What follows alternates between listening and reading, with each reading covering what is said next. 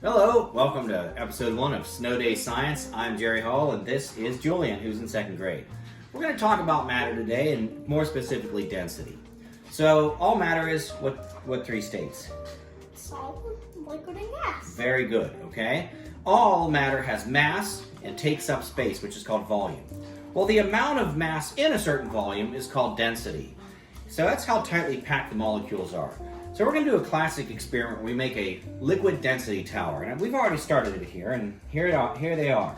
So this first one here is honey, corn syrup, regular syrup, and Dawn dish soap. We're going to put here's all the things that are going to be in here. So I dyed this water red. Julian, I want you to pour some of that water in there slowly, okay? Good, okay? Now, as you see, once it settles in, you can see what's going on there. The water is less dense than the soap, so it's going to go on top of the soap. All right, let's put a little bit of vegetable oil in here. So don't pour it all in. Maybe here, go ahead and pour some of it in. Yeah, go ahead.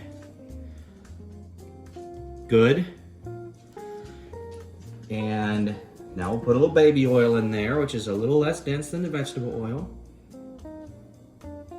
Good.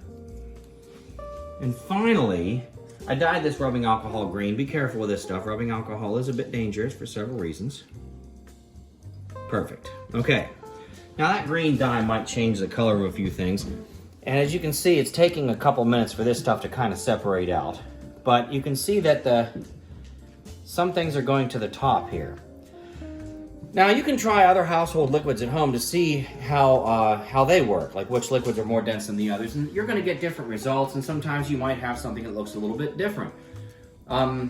Just what do you have that's safe in the kitchen to try this with? So the second part of this, I thought we would sink some solid objects. Solids have a fixed shape, a fixed mass, and a fixed volume. That means that you can tell how much of them they are. I thought we would take some solids and put them in the liquids to see where they float. Let's start with this bolt. Go ahead and drop that in there. Now the bolt is denser than the liquid and it sinks to the bottom there. See that? What about a grape? Ah, look at that. The grape didn't make it all the way to the bottom. It made it to the Dawn dish soap. How about this wooden bead? The wooden bead floats on the top. Check that out. Does a marble do that? Keep on trying this stuff at home. Science is all around us.